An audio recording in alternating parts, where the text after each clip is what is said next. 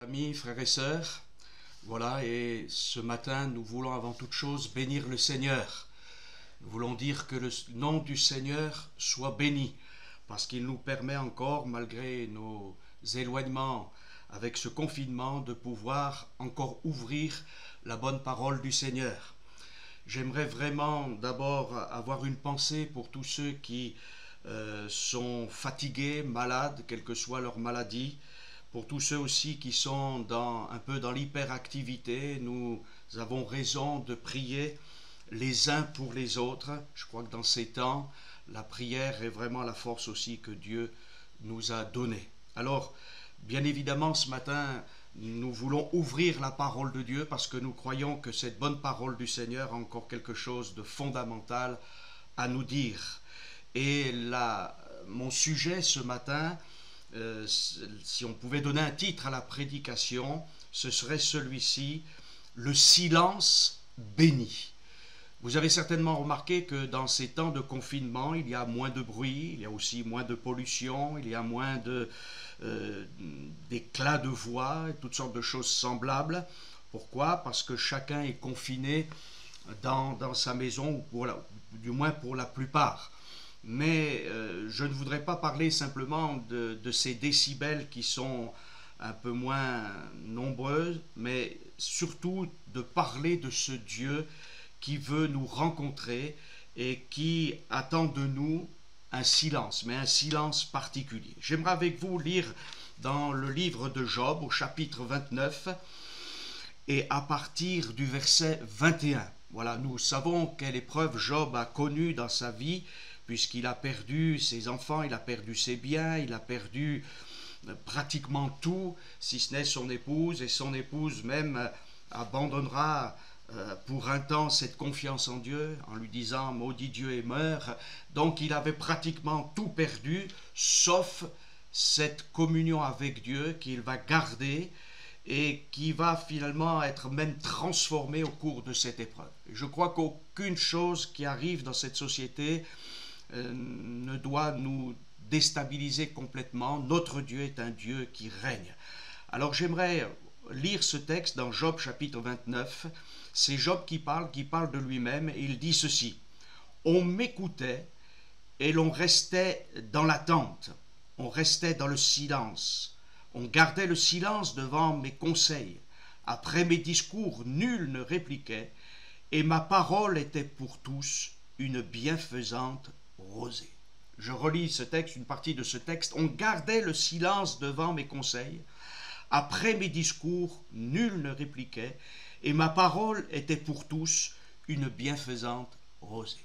Je pense que si la parole d'un homme pouvait être une bienfaisante rosée pour ceux qui l'entouraient, si Job a pu être quelqu'un qui était remarquable pour sa sagesse, pour ses conseils, et si on gardait le silence après ses expressions, après ses discours, à combien plus forte raison nous devons nous aussi écouter Dieu, et l'écouter peut-être différemment de ce que nous l'avons écouté jusqu'à présent. Nous avons tellement l'habitude de prendre quelques versets des Écritures qui nous font du bien. Nous avons tellement peut-être l'habitude d'être réconfortés par une prédication, par un chant. Et pour nous, c'est édifiant, c'est bon. On va citer quelques versets bibliques et c'est vrai que nous devons le faire. J'ai remarqué que depuis ce temps que nous connaissons de confinement, beaucoup de frères et sœurs envoient des messages d'encouragement, d'exhortation, et tout cela est bon. Ça, c'est la communion fraternelle, c'est quelques paroles bénies, et nous devons continuer de le faire. Mais il y a aussi celui qui parle du haut des cieux. Et je pense qu'il y a quelque chose de très difficile pour chacun d'entre nous, c'est de se taire. L'homme qui veut garder le silence, c'est difficile pour lui. Et d'ailleurs, l'apôtre Jacques va parler d'un instrument que j'utilise pour m'adresser à vous ce matin, c'est la langue. Et il dira à propos de la langue, de même la langue est un petit membre, elle se vante de grandes choses. Voici comme un petit feu peut embraser une grande forêt. Par elle, nous bénissons le Seigneur notre Père, et par elle, nous maudissons les hommes faits à l'image de Dieu. De la même bouche sortent la bénédiction et la malédiction. Il ne faut pas, mes frères, qu'il en soit ainsi. La source fait-elle jaillir par la même ouverture l'eau douce et l'eau amère? Et nous remarquons dans la société, dans l'Église, partout, que parfois il y a eu des paroles de bénédiction, des paroles de grâce, des paroles de douceur, de réconfort, mais parfois il y a eu aussi des paroles qui n'auraient pas dû être prononcées et qui ont été comme un feu, comme une source amère. Et Jacques dit, mes frères, il ne faut pas qu'il en soit ainsi.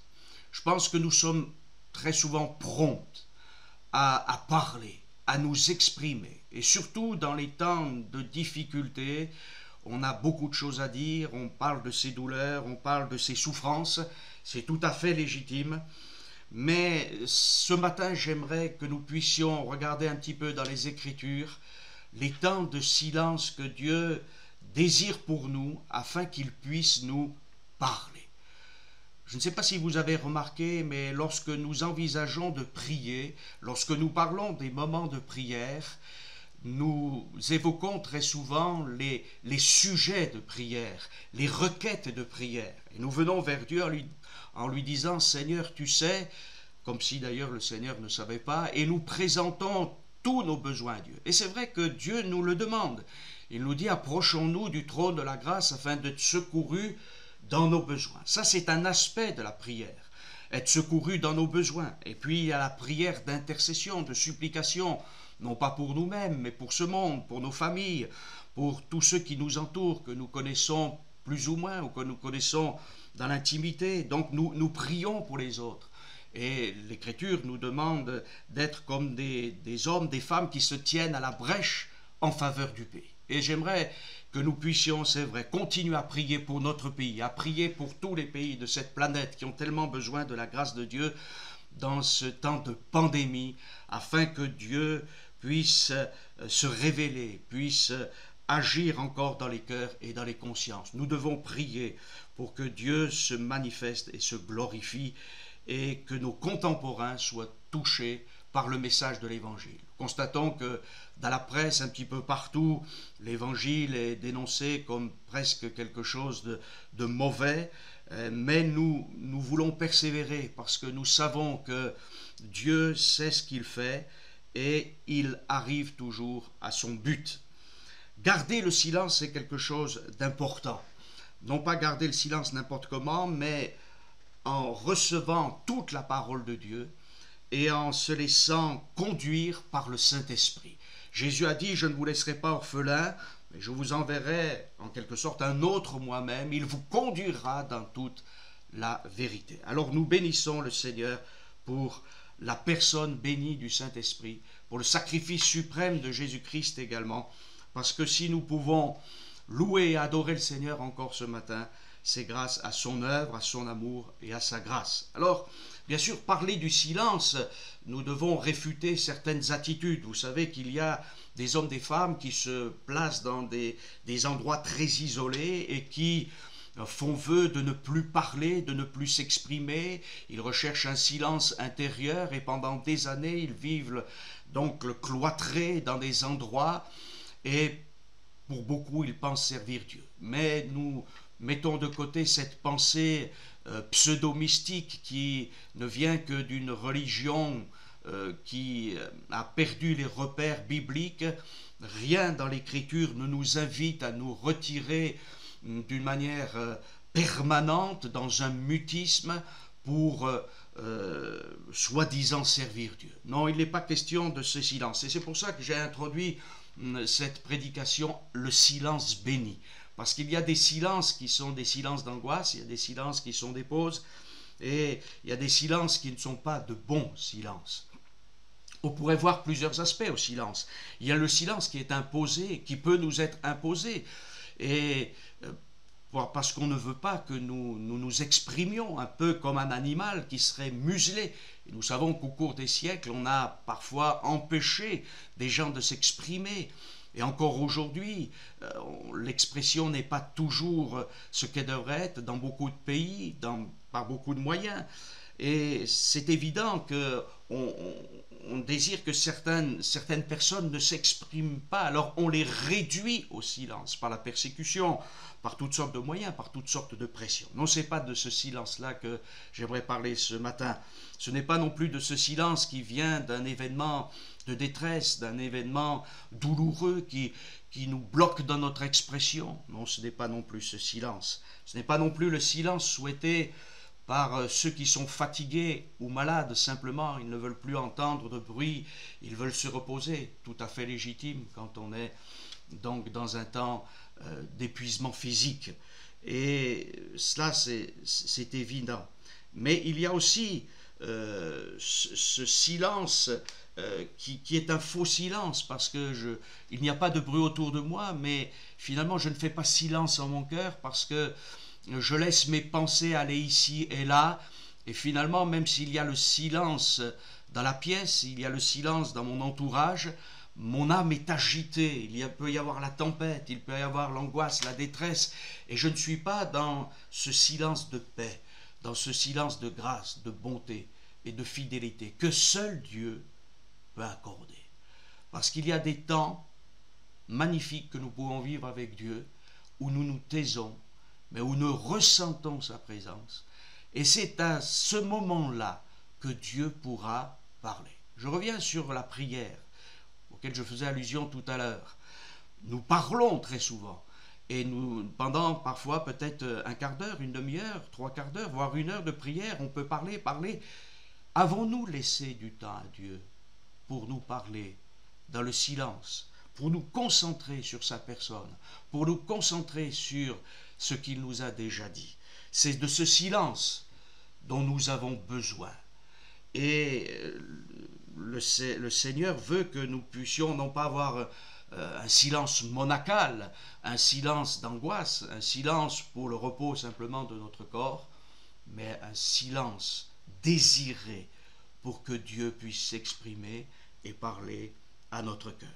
Un chant a dit ceci, a été écrit, et voici cette phrase: parle, bien-aimé maître, oh oui, parle à mon cœur. Nous savons qu'il n'y a rien de plus terrible lorsque deux personnes parlent à la fois. Ça peut devenir un brouhaha, parfois c'est contradictoire. Mais si nous voulons que Dieu parle, il faut que nous sachions nous taire. C'est difficile, surtout peut-être en France. Nous aimons nous exprimer, le droit de l'expression, le droit de la presse, etc. Le psalmiste dira, c'est un psaume d'Asaph: ô Dieu, ne reste pas dans le silence, ne te tais pas et ne te repose pas, ô Dieu. Si nous voulons que Dieu, se manifeste, il faut que nous puissions, bien évidemment, nous faire silence pour que lui puisse parler. Alors bien sûr, le psalmiste dira: ne te tais pas, ne te repose pas, ô Dieu. Nous savons que Dieu se repose, et pourtant il est parfaitement éveillé, parce qu'il nous est dit: ne dort ni ne sommeille celui qui garde Israël. Donc Dieu est celui qui désire que l'on fasse silence devant lui. Et beaucoup d'agitations sont dans le cœur de l'homme. Je vais citer quelques textes du Nouveau Testament où il y a différents silences. Vous savez, il y a des silences qui sont dus au péché. Voilà. La Bible nous dit que les disciples ont marché comme ça, et ils se sont posés la question de celui qui était le plus grand. Les 12 apôtres se posaient la question: qui était le plus grand parmi eux? Et puis Jésus leur a dit: de quoi discutez-vous en chemin? Et là la Bible nous dit: ils gardèrent le silence, car en chemin ils avaient discuté entre eux pour savoir qui était le plus grand. Et je crois que même dans notre monde évangélique, on a nos vedettes, on a nos stars, on a les gens qui un peu nous subjuguent, et on oublie que le plus grand, ce n'est pas un tel ou une telle, mais c'est celui qui nous a rachetés. Et dans ces temps de difficulté, concentrons nos regards, nos pensées, notre cœur, nos sentiments vers celui qui nous a rachetés, et qui nous interroge parfois: de quoi discutez-vous en chemin? De quoi avons-nous discuté jusqu'à ce jour en chemin? Qui était le plus grand, la plus grande église, le plus grand pasteur, le plus grand ancien, le diacre qui avait fait le plus de choses, celui qui avait vécu les plus belles expériences? Ou avons-nous parlé de celui qui est le plus grand? L'avons-nous honoré? L'avons-nous glorifié? Et ce matin, au-delà des détresses que nous vivons, familiales, personnelles, physiques, morales, psychologiques, spirituelles, nous voulons adorer celui qui nous a rachetés, celui qui nous aime, à celui qui nous aime et qui a fait de nous des serviteurs, des prêtres pour Dieu son Père. À lui soit la gloire, voilà, non seulement aujourd'hui, mais pour l'éternité. La Bible nous dit que lorsque Jésus a été transfiguré, voilà, eh bien, il y a eu aussi ce temps de silence. Voilà, la voix se fit entendre, Jésus se trouva seul, les disciples gardèrent le silence et ils ne racontèrent à personne en ce temps-là rien de ce qu'ils avaient vu. C'est dans Luc chapitre 9 et au verset 6. Il y a des silences de révélation qui sont glorieux. Et on n'a pas besoin de forcément raconter à tout le monde ce que nous avons vécu dans l'intimité avec le Maître, mais ce qui doit... ce temps particulier que nous avons vécu avec le Seigneur doit être pour nous une précieuse richesse pour nous aider à aller de l'avant. Et puis nous savons aussi que celui qui est le Tout-Puissant peut faire silence lorsque l'ennemi mugit, lorsqu'il fait entendre du bruit, lorsqu'il oppresse le peuple de Dieu. Et nous avons bien sûr ce texte que nous citons très souvent de la tempête apaisée. Les flots se déchaînent, le vent est là, les vents sont contraires et les disciples sont là et ils ont peur de perdre la vie. Mais la Bible nous dit dans Marc chapitre 4 verset 39, s'étant réveillé, il menaça le vent et dit à la mer, silence, tais-toi. Et le vent cessa, il y eut d'un grand calme. Oui, notre Dieu peut faire silence autour de nous lorsqu'il y a la tempête. Je crois que la tempête s'est déchaînée pour le monde, mais aussi peut-être vous connaissez des épreuves particulières au-delà du coronavirus. Eh bien, notre Dieu est là aussi pour faire silence, pour que dans notre cœur peut-être agité, dans nos pensées qui se bousculent les unes avec les autres, la pensée de Dieu s'installe, la paix de Dieu s'installe et même la joie de Dieu s'installe. Jésus est aussi celui qui va répliquer à ceux qui veulent le mettre dans l'agitation et le faire parler pour lui tendre, en quelque sorte, excusez-moi l'expression, le coincer, le mettre dans une impasse. Vous savez que très souvent, les hommes religieux, que ce soit les Sadducéens, les pharisiens et bien d'autres encore, les Hérodiens, ceux qui faisaient une sorte de politique politicienne, eh bien, se sont rassemblés pour essayer de tendre des pièges à Jésus. Mais la Bible nous dit qu'il les a réduits au silence. Et le monde spirituel, qui n'est pas toujours favorable au don de Dieu, à Jésus-Christ, eh bien, a toujours la bouche fermée en face d'une parole de Jésus. Parce que Jésus, c'est celui qui est la réponse, qui est la solution. La Bible nous dit dans Matthieu 22, à partir du verset 34, les pharisiens ayant appris qu'il avait réduit au silence les Sadducéens se rassemblèrent et l'un d'eux, docteur de la loi, lui fit cette question pour l'éprouver. Maître, quel est le plus grand commandement de la loi? Et nous savons que Jésus va répondre, mais il va répondre pas tout à fait comme les pharisiens l'imaginaient. Il dira bien sûr, tu aimeras le Seigneur ton Dieu de tout ton cœur, de toute ton âme, de toute ta force et de toute ta pensée. Mais aussi, il associera le second commandement, et tu aimeras ton prochain comme toi-même. Mes frères et mes sœurs et chers amis, la loi royale, elle reste et elle demeure. Quelle belle loi! Tu aimeras le Seigneur ton Dieu et ton prochain comme toi-même. Mais c'est une loi impossible à réaliser sans la grâce de Dieu, sans le secours de Dieu, sans l'action du Saint-Esprit dans nos vies. Mais grâce soit rendue à Dieu, il est capable de faire des choses qui nous sont impossibles parce qu'il est le Dieu du miracle et du prodige. Et s'il y a un miracle incompréhensible, c'est bien celui de la nouvelle naissance, de la naissance d'en haut, mais nous en bénéficions. La Bible nous dit aussi qu'il a fait taire les hommes religieux à propos de la guérison pendant le sabbat. Jésus a fait du jour du sabbat son jour. Pourquoi ? parce que le jour du sabbat, c'était le jour de l'Éternel, et c'était le jour où Jésus voulait s'adresser à son peuple, mais plus que s'adresser à son peuple, agir pour le peuple de Dieu. Les Juifs, et même certains non-Juifs, attendaient un libérateur, un secours qui vienne du ciel. Et ce secours, il était là, le libérateur était là, le Messie était là. Mais eux, ils voulaient un autre libérateur. Et notre monde aussi veut une autre forme de libération, d'autres libérateurs au pluriel ou au singulier. Mais notre Dieu, lui, a choisi son Fils, son unique, afin que nous soyons sauvés. Et Jésus est aussi celui qui veut nous guérir de nos blessures intérieures, quel que soit le jour, pour nous mettre dans le repos, pour nous mettre dans la guérison, dans la délivrance. Oui, il ne sommeille ni ne dort celui qui garde ses enfants, et nous voulons être prêts encore une fois de plus à l'écouter.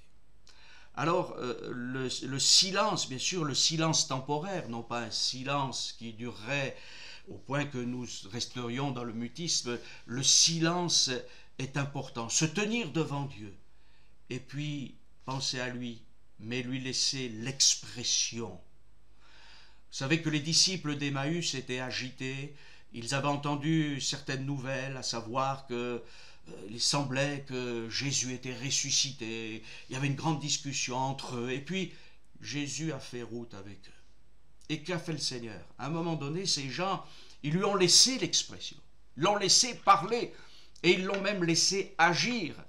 Et Jésus a fait ce que nous devons faire, il a commencé par les Écritures, et il leur a parlé de l'œuvre du Messie, du Christ. Et ces gens vont dire, après même avoir vu Jésus rompre le pain, alors qu'il va disparaître, notre cœur ne brûlait-il pas lorsqu'il nous expliquait les Écritures? Mais ils avaient laissé Jésus s'exprimer. Ils avaient laissé le Seigneur leur parler. Ils avaient laissé le Seigneur agir. Je crois que tous les moyens qui ont été à notre disposition dans le monde évangélique, dans nos assemblées de Dieu, ont été des moyens extraordinaires.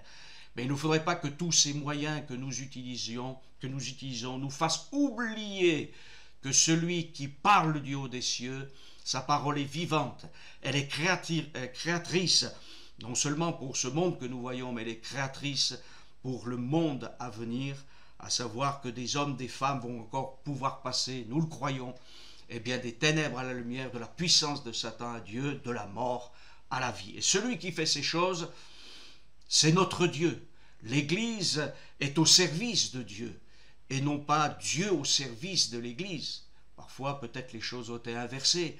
Alors nous parlons tellement à Dieu que nous en avons fait presque notre serviteur alors qu'il est notre maître. Et pourtant Jésus, effectivement, nous a servi, mais n'oublions pas qu'il est le maître. Vous savez, Saül a été un homme remarquable au début de sa vie. Il a commencé à écouter Samuel, et puis finalement il n'a plus écouté Dieu. Il n'a pas été dans le silence. Il n'a pas écouté la voix de l'Éternel.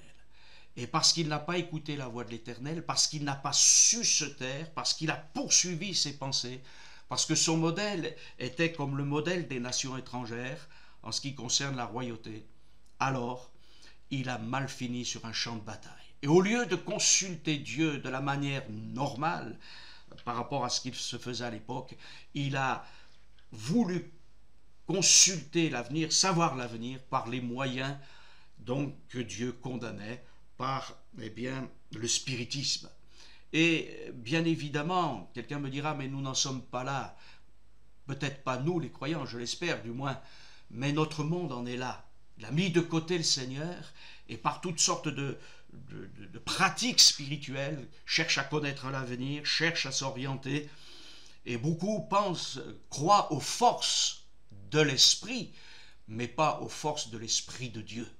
Alors, bien évidemment, mettons de côté la personne de Saül et trouvons d'autres exemples dans la parole de Dieu d'hommes qui ont su être à l'écoute de Dieu. Dans notre introduction, nous avons parlé de Job qui disait, voilà, quand je parlais, alors ensuite, après mon discours, après mes conseils, c'était le silence. Et mes paroles étaient comme de la rosée.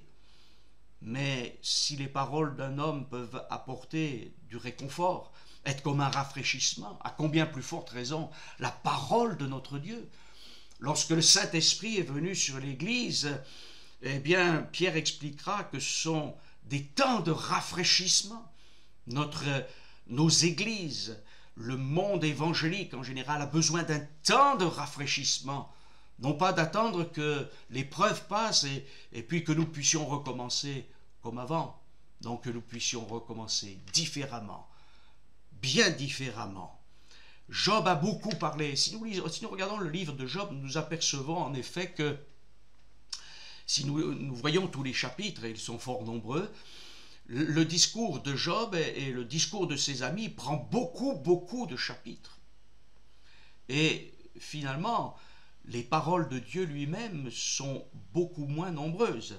Pourquoi? Parce que Dieu est un Dieu de patience, et il patiente avec nous. Et peut-être jusqu'à ce jour, on a beaucoup parlé entre nous.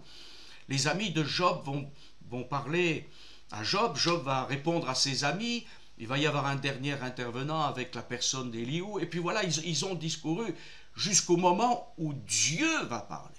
Ils se sont épuisés dans leur discours, ils se sont épuisés dans leur raisonnement, ils ont dit beaucoup de choses vraies, mais souvent hors contexte, et puis voilà qu'à un moment donné, Dieu va s'adresser à Job, et va lui dire, avec quand même une pointe d'humour, « Saint terrain comme un vaillant homme, je t'interrogerai et tu m'instruiras. » Donc,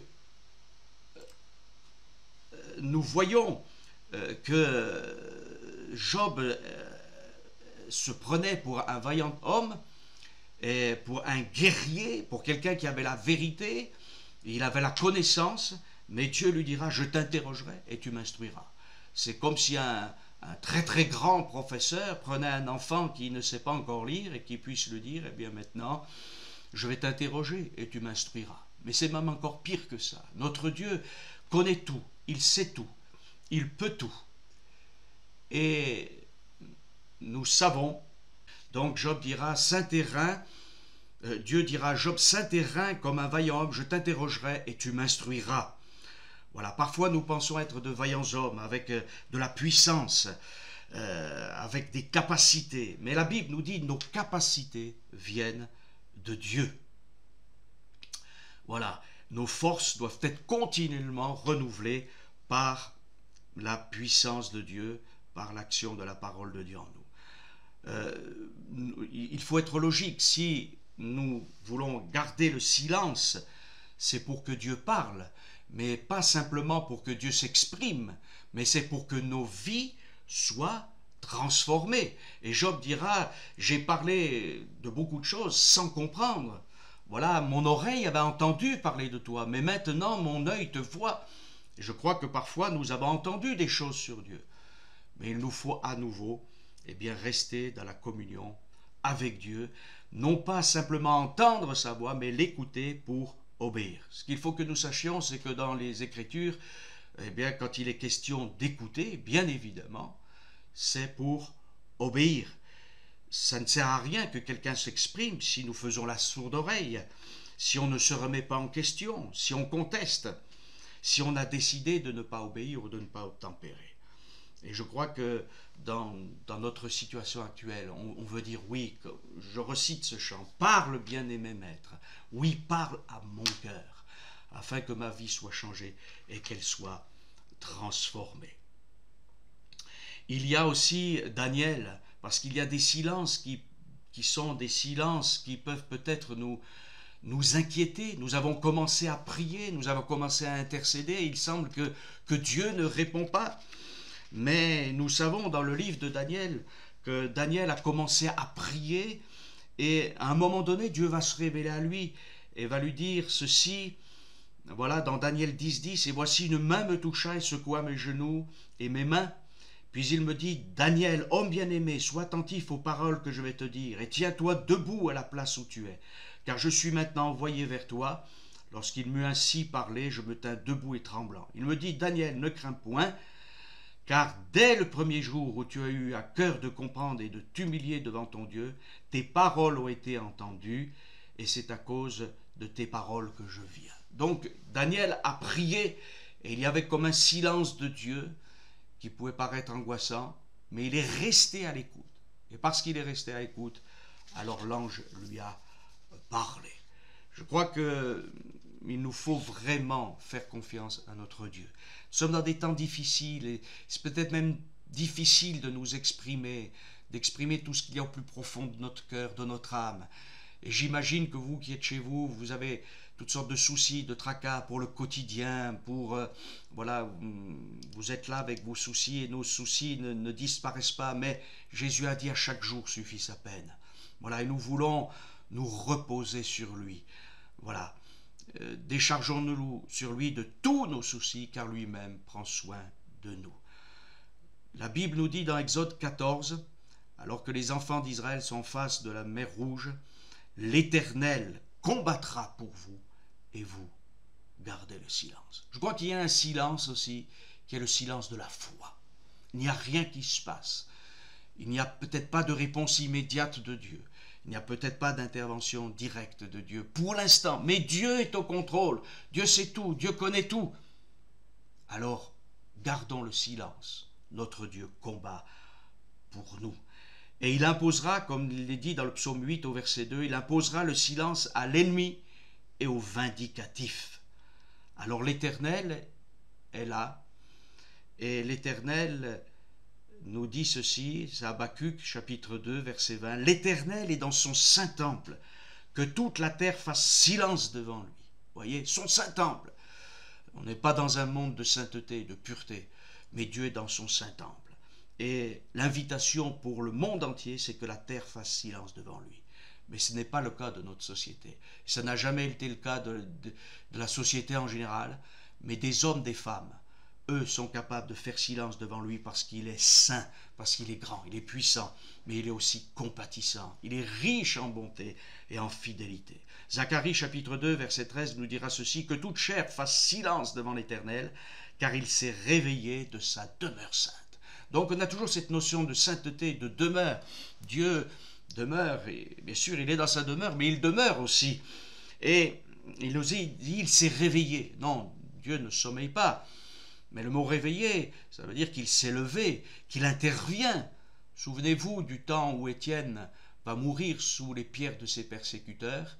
Qu'est-ce qu'il va voir? Il va voir Jésus debout. Et en fait, réveillé, nous parle de la résurrection, de la vie. Il s'est réveillé, il est debout, il est actif. Notre Dieu n'est pas inactif, il a un regard sur chacune de nos vies. Alors que le Seigneur nous accorde toute sa grâce, sa bonté et sa fidélité. Et je terminerai par ce texte pour vraiment vous encourager. Nous avons besoin de nous encourager les uns les autres à rester là dans le silence pour écouter Dieu parler. Je pense que Dieu est tellement sage qu'il va nous dire des choses différentes à chacun d'entre nous, parce que nous sommes des individus différents, mais il va aussi nous dire des choses qui nous sont communes, que nous avons besoin d'entendre, pour nous réunir, non pas autour d'une organisation, d'un système, d'une association, mais autour de sa personne. L'Église, ce n'est pas une association, ce n'est pas un rassemblement de gens heureux simplement. C'est des hommes et femmes qui ont été rachetés par le précieux sang de Jésus et qui se rassemblent avec joie autour de la personne du Père, dans le nom de Jésus, et célébrant et louant le Seigneur par le Saint-Esprit. Alors continuons à chanter, à louer, à adorer, à bénir le Seigneur pour ce grand salut qu'il nous a accordé et faisons silence devant lui pour quelques instants afin qu'il nous parle. L'Écriture nous dit, et c'est par ce texte que je termine, dans les Lamentations de Jérémie au chapitre 3 au verset 26, Jérémie dira, il est bon d'attendre en silence le secours de l'Éternel. Il est bon d'attendre en silence le secours de l'Éternel. Alors que Dieu nous fasse grâce les uns les autres, que nous puissions aussi communiquer les uns avec les autres. Je vous encourage en tant que frères et sœurs à vous téléphoner, à communiquer les uns avec les autres, à prendre des nouvelles les uns des autres. Nous essayons avec l'équipe pastorale et les frères qui sont associés eh bien de vous contacter. Nous voulons continuer à le faire. Nous continuerons à enregistrer des prédications et à faire ce que nous pouvons. Mais surtout, attendons-nous au secours de l'Éternel. Voilà, que le nom du Seigneur soit béni. Nous vous recontacterons encore par mail, par tous les moyens mis à notre disposition.